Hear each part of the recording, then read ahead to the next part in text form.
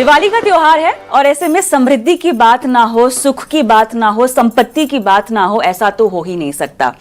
ये सारी बातें हम करेंगे हमारी इस बेहद खास पेशकश जिसका नाम है दिवाली दरबार CIO राउंड टेबल।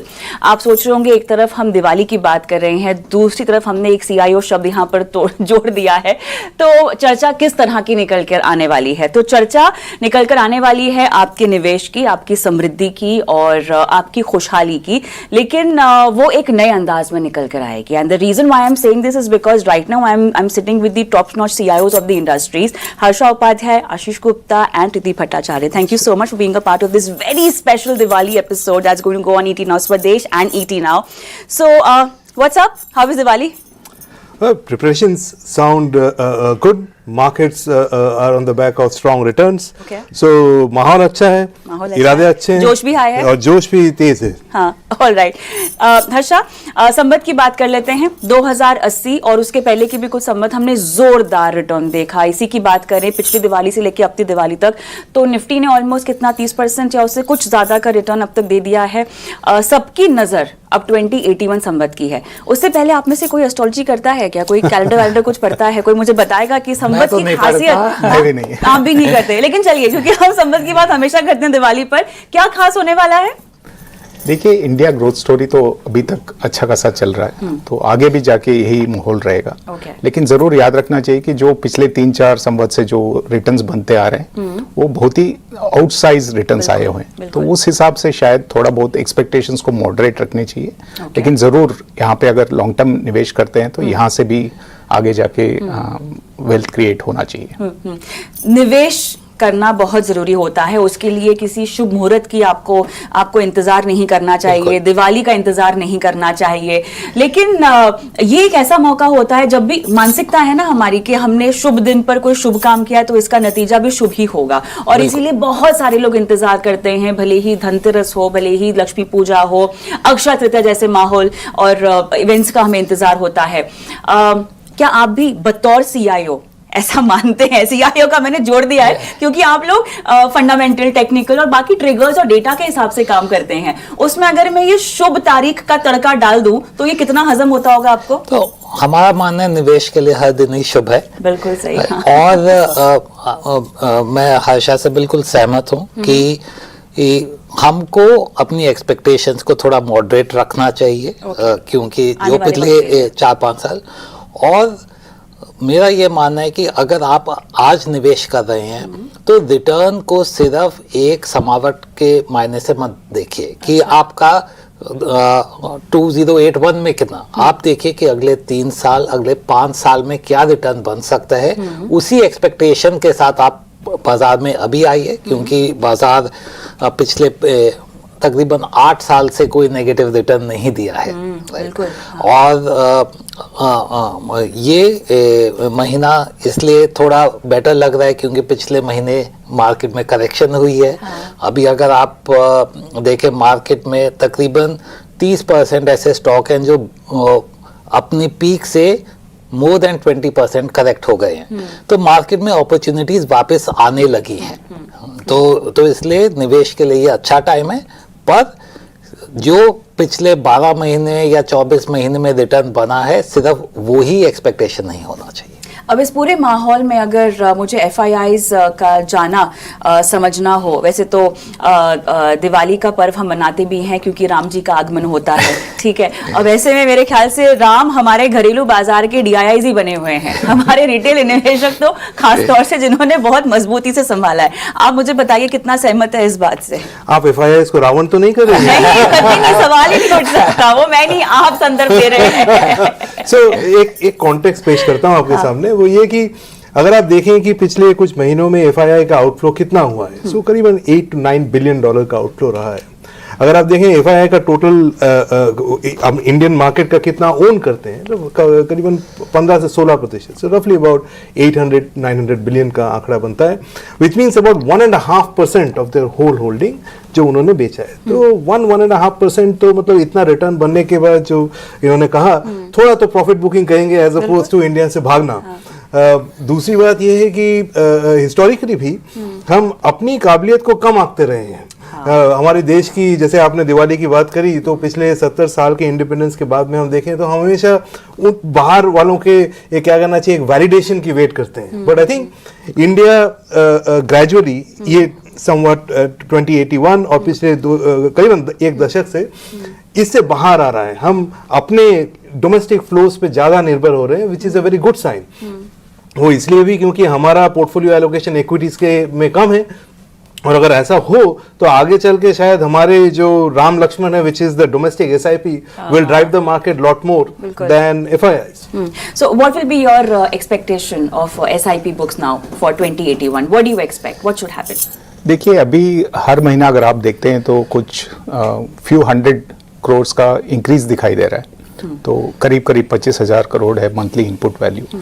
तो हमें लगता है कि करीब 27 से 28,000 करोड़ तो अगले संवत तक हो जाना चाहिए, अगर यही ट्रेंड कंटिन्यू होता है।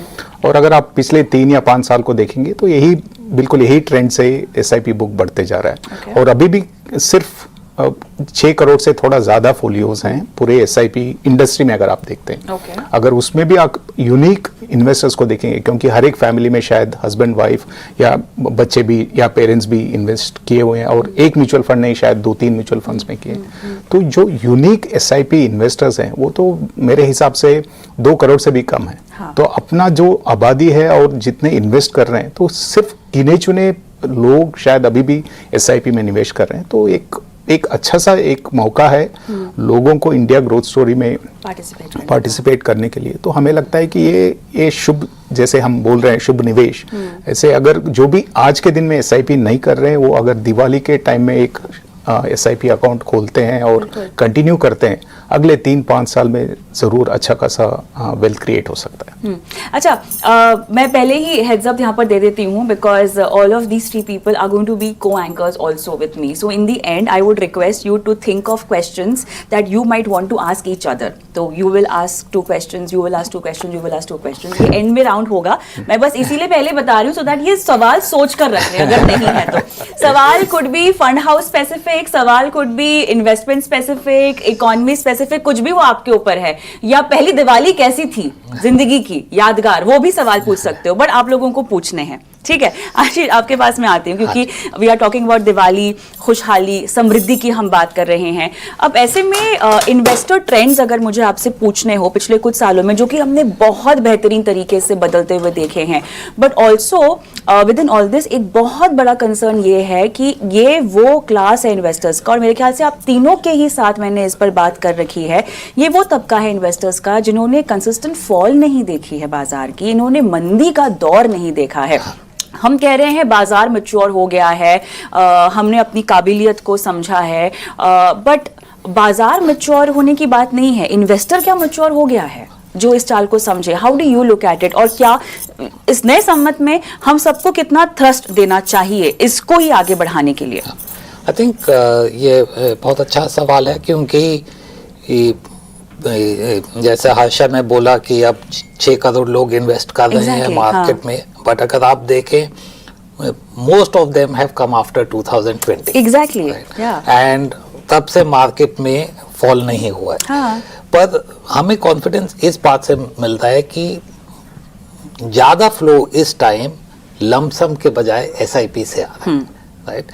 और अगर हम इन्वेस्टर बिहेवियर देखें कि कितने टाइम वो SIP चलाते हैं, कितने टाइम के बाद वो अपना रिडीम करते हैं, तो वो क्लियर पैटर्न दिख रहा है कि कंपेयर टू हम सब लोग 25-30 साल से इंडस्ट्री में हैं, तो पहले लोग आते थे कि ये साल अच्छा है, इस साल इलेक्शन है, हम जनवरी में इन्वेस्ट करेंगे, मई में, दिसंबर में रिडीम कर लेंगे। पर अभी जो इन्वेस्टर आ रहे हैं वो इस मंशा से नहीं आ रहे हैं कि हमको सिर्फ क्योंकि इस साल बाजार ऊपर जाता दिख रहा है इसलिए हम इन्वेस्ट कर रहे हैं। अच्छा। वो इस मंशा से आ रहे हैं कि लॉन्ग टर्म इक्विटी में रिटर्न बेटर बनता है, मुझे अगर इन्फ्लेशन से अधिक अपने निवेश से कमाना है तो इक्विटी ही एक साधन है।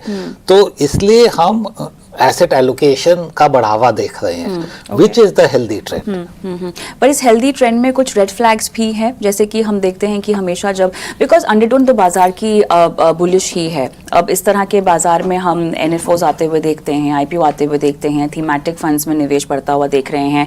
बेसिकली ये इस तरह का समय है त्रिदीप जहां पर आपने हाथ लगाया वहां पे कमाई हो रही है। हाँ, डेट में भी डाल दो तो आपकी कमाई हो रही है, सोने में डालो तो आपकी कमाई हो रही है। रेड फ्लैग्स क्या हैं फिर? सो आई थिंक रेड फ्लैग ये है कि कुछ कुछ जगह पे जो वैल्यूएशंस हैं वो एक्सुबरेंस की तरफ चले जाते हैं, और वहाँ से आप जैसे पिछले 6 महीने में अगर आप देख लें, एक बहुत ही पॉपुलर एरिया रहा है डिफेंस और कैपिटल गुड्स का, उसमें काफ़ी सारे थीमेटिक ऑफरिंग्स भी आए हैं। अगर आप देखें इन सेक्टर का आउटलुक अच्छा है, लेकिन इनके वैल्यूएशंस अचानक नियर टर्म में काफी बढ़ गए थे, तो वहां से ये सारे शेयर, जैसे इन्होंने कहा कि पिछले 1 महीने में 20-30% गिर गए हैं, वो इन्हीं शेयर के बदौलत वो गिर गए हैं। तो एक सेक्टर रोटेशन का जो माहौल है वो कुछ हद तक ये वैल्यूएशन एक्सुबरेंस जो है उसको करेक्ट कर रहा है, बट फिर भी एक एरिया जो हम लोगों को ध्यान में रखना चाहिए कि वैल्यूएशन एक्सुबरेंस ना हो। अभी भी जैसे देखिए वैल्यूएशंस में लार्ज कैप के वैल्यूएशंस अभी भी सेट है, कुछ पॉकेट्स में वैल्यूएशंस एक्सुबरेंस हो रहा है, तो उस पॉइंट ऑफ व्यू से एक वहां पे केयरफुल रहने की जरूरत है। दूसरा ये है कि अगर आप देखें from a growth stand point, India की जो ग्रोथ जर्नी है, ये हम मिडिल इनकम से जो पर कैपिटा जीडीपी है उसका एक हॉकी स्टिक देखते हैं अगले 5-10 साल में। ये मिडिल इनकम पॉजिटिविटी भी है, लेकिन अगर इस समय को हम मोनेटाइज नहीं कर सके from economic point of view से, तो एक मिडिल इनकम ट्रैप में भी जा सकते हैं। तो अगर आप लॉन्ग टर्म जो थ्रेट अगर आप बोलेंगे तो वो है, तो कि हम उसको ना अवॉइड करें। हम हमारा पर कैपिटा जीडीपी, जैसे चाइना ने देखा 1 दशक पहले कि पर कैपिटा जीडीपी डबल हो गया, वो हम कर लें। सो अगर 10 साल में वो कर सकते हैं, तो ऐसा देखा गया है कि जो बाकी डेवलप्ड मार्केट्स हैं जैसे जापान, कोरिया, ताइवान, यहाँ के जो इक्विटी मार्केट्स थे कहीं गुना हुए थे ऐसे समय में जब ये डेवलपमेंट हुआ था, जीडीपी पर कैपिटा डबल हुआ था। तो इंडिया का भी वो फेज अभी है, तो एक वो पॉजिटिव है, पर उसके सामने मिडिल इनकम ट्रैप जो है वो उससे बचना है, वो एक हमारा नेगेटिव है। आप क्या कहेंगे फिर वैल्यूएशन एक्सुबरेंस पर? देखिए, वैल्यूएशन एक्सुबरेंस शायद हर एक चीज में नजर नहीं आ रहा है। जैसे त्रिदीप ने भी कहा कि लार्ज कैप अगर आप देखते हैं तो वहाँ पे शायद आज के दिन में भी अगर आप निवेश करते हैं, लमसम भी इन्वेस्ट करते हैं, तो अगर आपका निवेश का होराइजन अगर 3 या 5 साल है तो वहाँ पे कम रिस्क है। तो इक्विटी मार्केट में तो ऐसा तो नहीं बोल सकते हैं कि जीरो रिस्क है, लेकिन बहुत कम रिस्क है और रीजनेबल रिटर्न्स मिलने चाहिए। लेकिन जैसे जैसे आप मार्केट कैपिटलाइजेशन कर्व में नीचे जाते हैं या जहाँ पे लिक्विडिटी बहुत कम है, वहाँ पे एक्सुबरेंस कहीं जगह पे ज़्यादा दिख रही है, और वहाँ पे आपको देख के एक बार वैल्यूएशन पे नज़र रखनी पड़ेगी और फंडामेंटल्स को भी चेक करने पड़ेंगे, क्योंकि जहाँ पे फंडामेंटल सपोर्ट नहीं है या जहाँ पे फंडामेंटल्स थोड़ा वीक हो रहे हैं, वहाँ पे ज़्यादा आपको रिस्क दिखेगा। तो इसलिए एक पोर्टफोलियो बना के चलना बेटर है, रादर देन एक सिंगल सेक्टर या सिंगल मार्केट कैप में एक्सपोजर लेने से अच्छा। अगर आपका एसेट एलोकेशन अच्छा है और निवेश का जो होराइजन है वो 3-5 साल है, तो अभी भी अच्छा खासा मार्केट बोल सकते हैं। चर्चा को थोड़ा सा हल्का करती हूँ मैं, क्योंकि हम CIO राउंड टेबल कर रहे हैं और आप सभी काफ़ी नामी शख्सियत हैं। सबको पता है आप लोग कौन कौन से फंड संभालते हैं और कैसे कैसे आपके फंड्स ने परफॉर्म किया है, पर ये बिहाइंड द सीन्स वाला सीन मुझे जानना है और दर्शकों को भी आई एम श्योर बहुत रुचि होगी इसको जानने में। तो शुरुआत आप ही से करती हूँ। कैसे होता है आपका दिन? इतने सारे फंड्स का दारोमदार आप लोगों के ऊपर होता है, परफॉर्मेंस दिखाने का दारोमदार आपके ऊपर होता है। वो तमाम निवेशक जो कि लगातार हर महीने SIP बुक्स को बढ़ा रहे हैं, उनका भरोसा आप लोगों के ऊपर होता है, उनकी गाड़ी कमाई आप लोगों के जिम्मे होती है ना? कैसे काम करते हैं, जोखिम को कैसे संभालते हैं, कैसे सुनिश्चित करते हैं कि भैया कमाई करा के दें इनको? हाँ, तो आई थिंक हमारा दिन की शुरुआत अर्ली मॉर्निंग एक हमारी मॉर्निंग मीटिंग होती है। अच्छा। जिसमें हमारी पूरी इन्वेस्टमेंट टीम की ब्रेन पावर इकट्ठी होती है। अच्छा, सब एक जैसा जवाब दे नहीं सकते, मैं पहले बोल रही हूं, सबका कुछ ना कुछ नया होना चाहिए। हाँ जी, मीटिंग होती है और आई थिंक वहाँ पे जो निष्कर्ष निकल के आते हैं, जितना भी पिछले दिन में मार्केट में उतार चढ़ाव हुए हैं, स्टॉक प्राइसेस में जो न्यूज़ फ्लो हुआ है, उसका क्या near term longer term impact होगा जो हमारे फंड्स हैं उनमें, और जहाँ पे हम इन्वेस्टेड नहीं हैं उन कंपनियों की आउटलुक में Okay. तो वो सबसे हमारे दिन का क्रिटिकल पार्ट होता है, तो वो तकरीबन 15 मिनट से 1 घंटा depending on the day triggers. So I think वहाँ सबसे ज़्यादा आई थिंक निष्कर्ष निकल के आते हैं. Okay. उसमें पिछले दिन में जो हमारे एनालिस्ट ने काम किया है, जो कंपनियों से मिले हैं, कंपनियों की रिपोर्ट्स निकाली हैं, वो डिस्कस होती हैं. So I think that is really the focal point for all decision making that we have. Of course आपने बिल्कुल ठीक कहा कि this is a business of trust, and maintaining risk is really important. And risk के कई दायरे होते हैं. एक तो इन्वेस्टमेंट रिस्क है, दूसरा रिस्क है लिक्विडिटी. जैसे हर्षा ने बताया कि कई स्टॉक ऐसे हैं जहां वैल्यूएशन ज़्यादा है क्योंकि लिक्विडिटी उनकी इतनी अच्छी नहीं है, और जब बुल मार्केट होता है तो it works in favour, but अगर मार्केट टर्न होगा इट विल वर्क अगेन. तो हमको हर फंड की लिक्विडिटी का भी ध्यान रखना होता है, और उसके लिए there is a governance structure that is created. सारे decision are not on the investment team. There is other parts of the company which also monitor from the outside what are the risk parameters that are being maintained. So it is a very wholesome process. We try to make sure process is more important than any person. Right. Of course, investment decision making is a person dependent decision, but process has to be overarching. दीदी सो इससे पहले की जवाब दूं, एक context. तो हम लोग कोई भी स्टॉक जब खरीदते हैं तब ये सोचते हैं और ये लिख लेते हैं कि हम किस कारण से खरीद रहे हैं और उसकी क्या वैल्यू होनी चाहिए. ओके.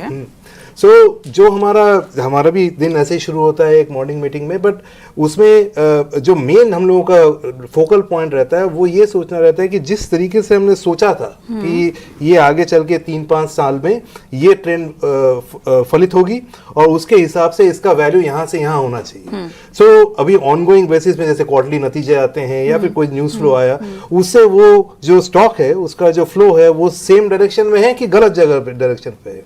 अगर सेम डायरेक्शन में है तो हम लोग ज्यादा most of the times action कम लेते हैं, इसलिए हमारा जो लिक्विडिटी क्या बोलते हैं टर्नओवर रेशियो है वो कम होता है. लेकिन अगर वो गलत डायरेक्शन में जा रहा है तो अगर आपने काफी हो सकता है जैसे कहीं पे कुछ कॉर्पोरेट गवर्नेंस इशू आ गया या फिर मान लीजिए मैनेजमेंट चेंज हो गया, ऐसा कुछ बड़ा चेंज होगा, तब हम जाके उसमें फिर स्टॉक एक्शन नॉर्मली लेते हैं. वरना हमारा मेन जो डिस्कशन पॉइंट वो ये रहता है कि जो हमने सोचा था उसके बनिस्बत अभी कहाँ है, नतीजे ठीक तरीके से हैं तो हम उस हिसाब से फिर आगे बढ़ जाते हैं. इसलिए जो डिसीजन मेकिंग है वो डिस्कस सब कुछ होता है, लेकिन एक्शन पॉइंट केवल उस जगह पे जहां पे चीजें सही नहीं जा रही हो या फिर अगर कोई सही जा रही हो तो शायद पोजीशन बढ़ा ले. तो उस पॉइंट ऑफ व्यू से डेली जो टर्नओवर है उसको मिनिमाइज रखते हैं और अपना जो आउटलुक है वो लॉन्ग टर्म रखते हैं. तो एक उस हिसाब से लॉन्ग टर्म मैनेजमेंट हो जाता है. Right. तो उससे काफी हद तक डे टू डे प्रेशर कम होता है.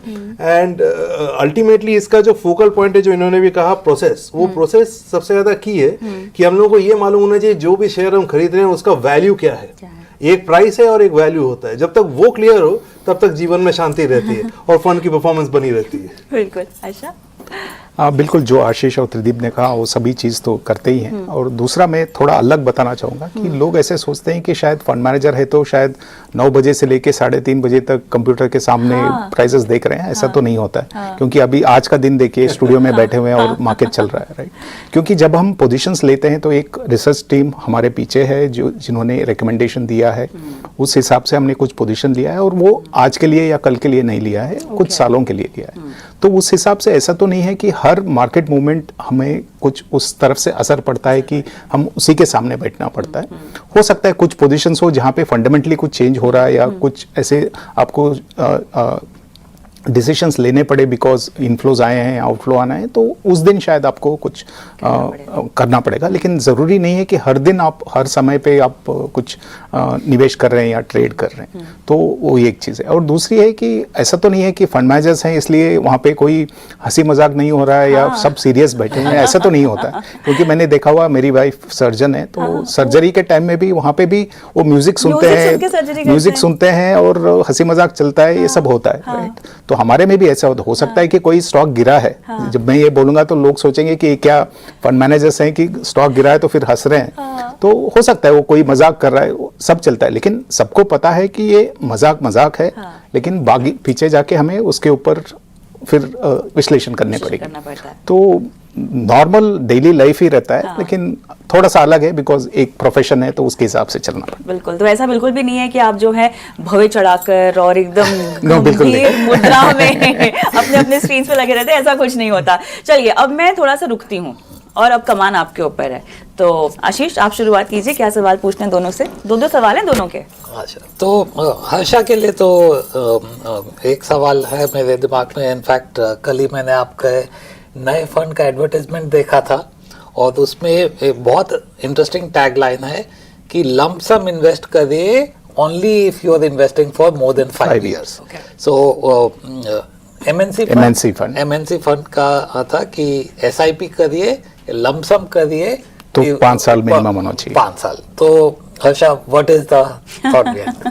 नहीं, बिल्कुल यही जो हम डिस्कस भी कर रहे थे कि आज के दिन में वैल्यूएशंस महंगे हुए हैं। तो और उससे ज़्यादा क्या है, मोस्ट इन्वेस्टर्स जो 2020 कोविड डिसरप्शन के बाद जो भी आए हैं, उनको टू वे मार्केट का कोई अनुभव नहीं है। तो उनको कोई भी लेवल पे उन्होंने निवेश किया है तो उनका पैसा बना ही है। किसी का कम बना है, किसी का ज़्यादा बना है, लेकिन ज़रूर सबका बना है। तो हमारा यही मन में था कि अगर नए नए इन्वेस्टर्स वही ट्रेंड को देख के आ रहे हैं और शॉर्ट टर्म निवेश कर रहे हैं तो वो एक तरफ से ठीक नहीं है। तो इसलिए वो मैसेजिंग था कि अगर आपको आना है, ये सारे कंपनीज जो हैं बहुत ही स्टेबल कंपनीज हैं, फाइनेंशियली डिसिप्लिन कंपनीज हैं, अच्छे रिटर्न्स देंगे, एक तरफ से आपका निवेश स्टेबल रहेगा। लेकिन ज़रूर आप एसआईपी के ज़रिए आइए, या नहीं तो अगर आप लमसम कर रहे हैं तो इस मार्केट में एटलीस्ट 5 साल का आप एनीवे इक्विटी में आते हैं तो लंबे अवधि का निवेश होना चाहिए। लेकिन इस माहौल में तो ज़रूर मिनिमम 5 साल का होराइजन होना चाहिए। यही हमारा एक मैसेजिंग था। तो हम सोचते हैं कि अगर वो मैसेज देख के आ रहे हैं तो एटलीस्ट उनका एक्सपेक्टेशंस रीजनेबल रहेगा, तो उनका एक्सपीरियंस भी होपफुली अच्छा ही रहेगा। फिर are you satisfied with the answer? बिल्कुल। नेक्स्ट। तो प्रदीप, मे बी आप एंड हर्षा ने पहले बात करी थी स्मॉल कैप मिड कैप की, तो अब आप का स्मॉल और मिड कैप स्टॉक्स में क्या आउटलुक है? क्योंकि वैल्यूएशन महंगे हैं लेकिन लार्ज कैप के मुकाबले ग्रोथ भी उधर ज़्यादा है, तो कैसे बैलेंस कर रहे हैं आप पोर्टफोलियो? हालांकि माहौल को थोड़ा लाइट करते हुए कि एक तरफ ग्रोथ है, दूसरी तरफ वैल्यूएशन है, तो ये तराजू है और वही हमारा इन मेनी वेज जॉब है कि कैसे उसको बैलेंस किया जाए। That's all what fund management is all about, कि कोई एब्सोल्यूट मोरल एब्सोल्यूट नहीं होता है, यू हैव टू बैलेंस। सो मेरे ख्याल में आपकी बात बिल्कुल सही है और जो हमने बात भी करी है कि मिड और स्मॉल कैप में वैल्यूएशन ज़्यादा है, लेकिन पिछले 3-4 साल में अगर आप देखें तो ग्रोथ भी ज़्यादा है। सो सबसे पहले तो हम लोग ये देखते हैं कि कौन से ऐसे पॉकेट्स हैं जहाँ पे वैल्यूएशन ज़्यादा है लेकिन ग्रोथ या तो कम है या कम होने का अंदाजा है, तो वहाँ से एक तो दूर भागना है ना। तो उसके बाद जहाँ वैल्यूएशन प्रीमियम है, हमको ग्रोथ प्रीमियम भी उतना मिलना चाहिए। तो इसको बैलेंस करते हुए जो हमारे आज के डेट में फेवरेट फंड्स हैं, वो जिसको हम खिचड़ी पोर्टफोलियो कहते हैं, या तो फ्लेक्सी कैप या मल्टी कैप, इस तरीके से, जहाँ पे कि एक फंड मैनेजर के पास ये ऑप्शन है कि वो बैलेंस कर सके लार्ज मिड और स्मॉल में रिस्क रिवॉर्ड बैलेंस के हिसाब से। तो इस तरीके से हम लोग मैनेज कर रहे हैं पोर्टफोलियोज को। अच्छा, मैं सोच रही थी सवाल थोड़े अलग होंगे, हमारे सवाल पूछ रहे हैं यार, हम आपकी बारी। मैं आशीष से पूछना चाहूँगा, इन्होंने एक्चुअली बहुत पहले एक बहुत अच्छी रिपोर्ट लिखी थी हाउस ऑफ डेट, और दूसरी रिसेंटली मैंने जो आपकी एक नोट पढ़ी थी विच इज़ ऑन FNO। तो पहला from a house of date point of view economy में कुछ ऐसा रिस्क वगैरह देखते हैं, और दूसरा FNO मार्केट में अभी रिसेंटली रेगुलेशंस वगैरह आए हैं, तो has that nailed the issue और आपको लगता है कि और आना बाकी है? सो आई थिंक पहला सवाल का जवाब बहुत सिंपल है, क्योंकि आई थिंक पिछले जो 5-7 साल में हमने देखा है इंडिया में जो डीलेवरेजिंग हुई है, और जिस रिपोर्ट की आप बात कर रहे हैं वो 2011-12 की थी, तो तब कॉर्पोरेट इंडिया में बहुत ज़्यादा डेट था, और कॉर्पोरेट डेट की प्रॉब्लम फिर वो बैंकों की प्रॉब्लम बन गई। तो उस दशक में इंडिया ने बहुत स्ट्रगल किया, because there were debt corporate side में, there was a problem in the banking, and this is completely opposite of that. हम कहीं भी ओवर लेवरेजिंग नहीं देख रहे, कॉर्पोरेट्स में कोई ओवर लेवरेजिंग नहीं है, बैंकों की बैलेंस शीट बहुत क्लीन है। आपने नतीजे देखे ही होंगे, पिछले हफ्ते बैंकों के रिजल्ट आए हैं, तो एनपीए बैंकों के 1-2% के करीब हैं, उनका कैपिटल लेवल अच्छा है, एनबीएफसीज की बैलेंस शीट भी क्लीन है, तो जो हमने 2018-19 में देखा था, तो actually one of the reasons I think market का वैल्यूएशन इतना बढ़ा हुआ है, क्योंकि ये मैक्रो रिस्क नहीं है। तो अगर हम बोले कि मार्केट में करेक्शन भी आता है, तो कोई डीप करेक्शन इसीलिए नहीं लगता क्योंकि मार्केट में डीप करेक्शन लेवरेज के कारण ही आता है, क्योंकि there is forced selling, right? So I think on that count we feel very very comfortable. On एफ&ओ आई थिंक ये सेबी ने स्टेप्स लाए हैं, I think these are the first steps, so I am sure इनका impact होगा। I think by February we will be clear when all the measures are implemented कि इससे 20%, 25%, 30% कितना वॉल्यूम में कमी होती है। And the good thing is SEBI is targeting really one pocket which is expiry day index option, जहाँ सबसे ज़्यादा फ्रॉथ है। बट SEBI के आप स्टेटमेंट देखें तो वो भी क्लियरली बोलते हैं कि वो देखेंगे कि अगर intended objectives are not met, so they can come up with something else. Something else. Second question. So Harsha के लिए, so जैसे आपने अपने टीम को इतने लंबे समय से मैनेज किया, ट्रांजिशन को कैसे मैनेज करते हैं when different people move on and you sort of build fund house for a long term? Trideep, we were really fortunate not to have too much of attrition all these years. But yes, I mean, we can't help when there is some attrition. So हमारा एक process है और उस process का boundaries हमने set किया हुआ है। तो हर एक तो ओवरआर्चिंग सेबी गाइडलाइंस है, उसके अंदर हर एक फंड का एक मैंडेट के हिसाब से हमने बाउंड्रीज बनाए हुए हैं। और थैंकफुली हमारे लिए रिसर्च टीम काफ़ी स्टेबल रहा है। हमने लोगों को ऐड किए हैं लेकिन ज़्यादा लोग हमारे टीम से गए नहीं हैं, तो यानी कि जो इनपुट्स आ रहे हैं वो टीम काफ़ी स्टेबल रहा है, तो इनपुट्स वैसे ही आ रहे हैं। कुछ फंड मैनेजमेंट में हमने चेंजेस देखी लास्ट ईयर, लेकिन जैसे हमने बताया कि ये प्रोसेस जो बना हुआ है बाउंड्रीज के साथ, दूसरा भी अगर कोई आता है तो वही प्रोसेस से मैनेज होगा। लेकिन ज़रूर ये होता है कि हर एक पोर्टफोलियो मैनेजर थोड़ा सा अलग होता है सोचने में, उनके इमोशंस कंट्रोल करने में, हर एक चीज़ में, राइट? तो किसी का हो सकता है कि रिसर्च का व्यू एक है, बट जितना एक्सटेंट ओवरवेट होना चाहिए या जितना एक्सटेंट में अंडरवेट होना चाहिए, वो हो सकता है कि दो पोर्टफोलियो मैनेजर्स के दो डिफरेंट व्यूज़ होंगे।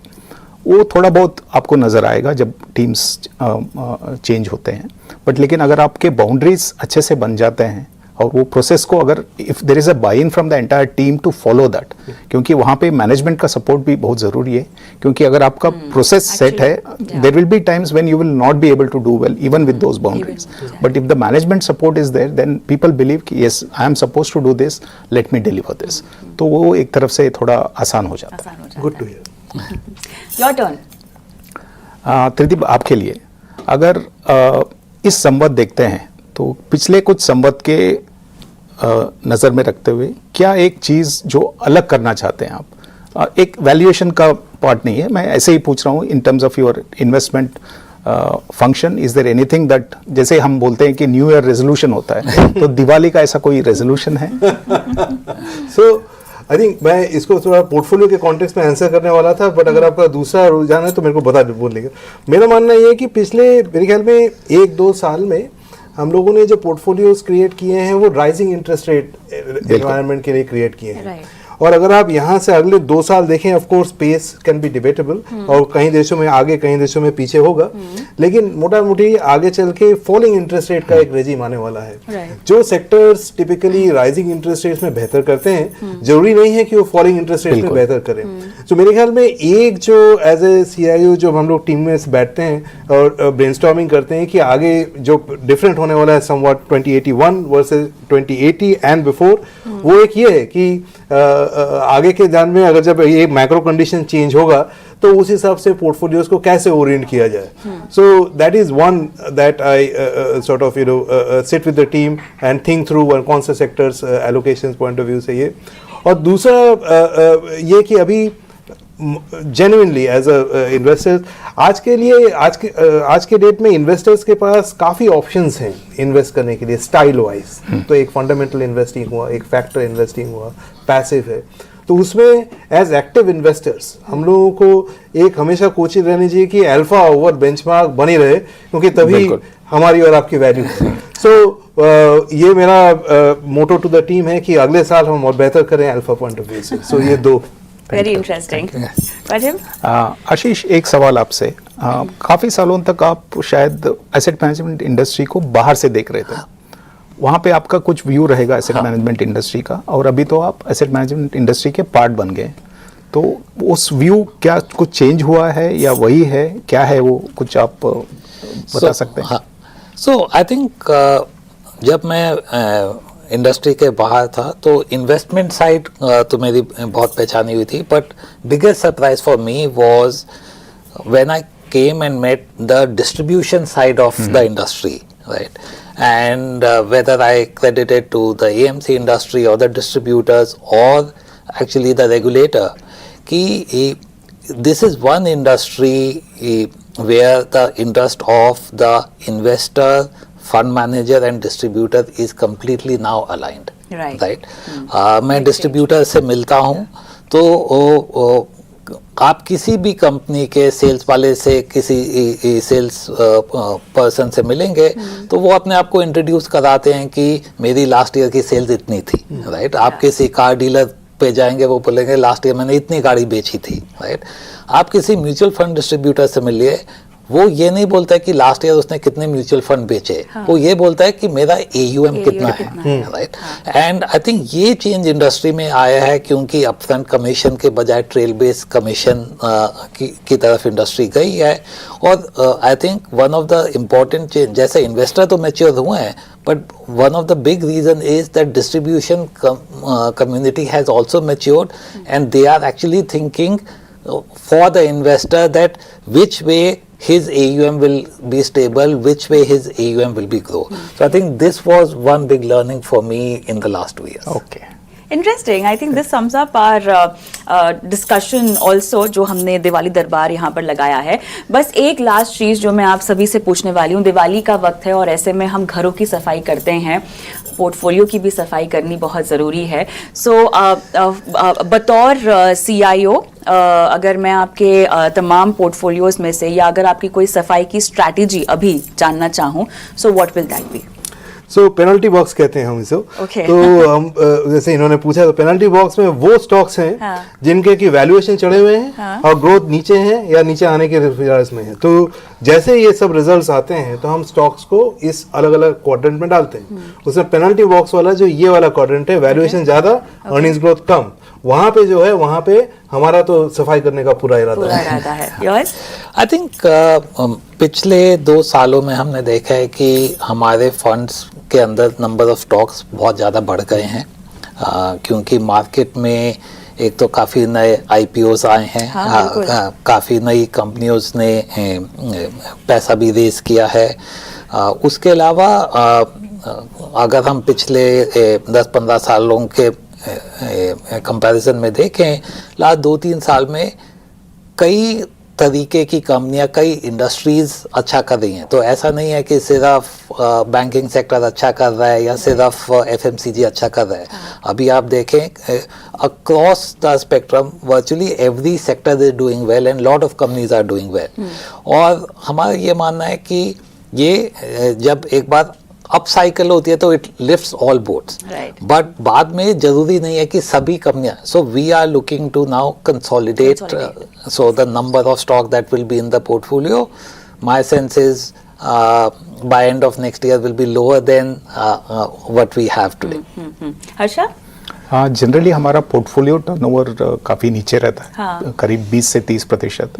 और अगर आप मार्केट साइकिल्स के हिसाब से भी देखते हैं तो हमारा कभी बहुत ज़्यादा नहीं होता है, कम नहीं होता है। तो हमारे हिसाब से लगता है कि वो जो सफाई का काम है वो जितना करना है वो तो करते ही रहेंगे। वो अच्छा। दिवाली हो ना हो वो तो उतना तो करते ही रहना पड़ेगा। लेकिन ऐसा तो नहीं है कि बहुत एग्जूबरेंस से हमने कुछ फंड्स मैनेज किए हैं तो इसलिए बहुत कुछ चेंज करना है, ऐसा तो नहीं लग रहा है आज के दिन में। लेकिन वो तो मॉनिटर करते जाना पड़ेगा, जैसे जैसे मार्केट बिहेवियर या मार्केट के वैल्यूएशंस, ग्रोथ, डायनामिक्स चेंज होंगे उस हिसाब से हमें भी चेंज करने पड़ेंगे। बट बहुत लेकिन बहुत ज़्यादा ऐसे कुछ चेंजेस नहीं दिखाई देंगे। ओके, अब आप सब CIOs तो हैं, लेकिन साथ में निजी तौर पर निवेशक भी तो होंगे, है ना? अब माँ लक्ष्मी से अगर कोई प्रार्थना करनी हो दिवाली के मौके पर अपने लिए, निजी जिंदगी के लिए, ठीक है, तो वो क्या करोगे? पहले आप।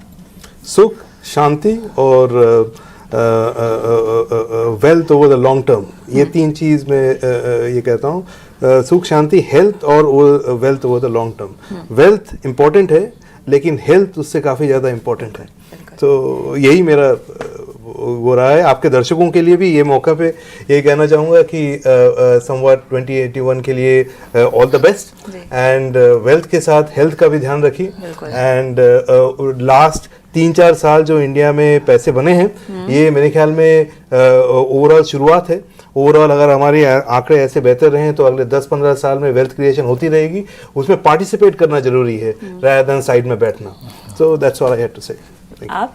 मैं प्रदीप से बिल्कुल सहमत हूँ। आई थिंक नहीं, ये माँ लक्ष्मी से आपकी कस्टमाइज उनसे सहमत हो कि नहीं? अपनी मांग बताइए। आई थिंक पिछले कई साल से, जैसा हमने बोला, कि लक्ष्मी की कृपा हम सभी निवेशकों पे बनी हुई है और वो बनी रहनी चाहिए। जी बिल्कुल। आप? मैं इसको इंग्लिश में बोलूंगा तो सेम नहीं रहेगा। तो हेल्थ, हैप्पीनेस एंड प्रॉस्पेरिटी। चलिए, सुख, समृद्धि, खुशहाली और इसी प्रार्थना के साथ आप सभी को दिवाली की और नए वर्ष की बहुत बहुत शुभकामनाएं। और आपसे फिर लगातार मुलाकात होती रहेगी। बाजार के हर उतार चढ़ाव में हमेशा आप रहते हैं दर्शकों के साथ। उनकी हैंड होल्डिंग के लिए, उनको मार्गदर्शन दिखाने के लिए बहुत बहुत धन्यवाद आपका इस चर्चा में आपने शिरकत की। Thank you very much. और इसी के साथ मुझे भी दिवाली दीवार में इजाजत दे। उम्मीद करते हैं कि आपको चर्चा हमारी पसंद आई हो। और इसी के साथ ET नाउ और ET नाउ स्वदेश की पूरी टीम की तरफ से आप सभी को दिवाली की ढेरों शुभकामनाएं। नमस्कार।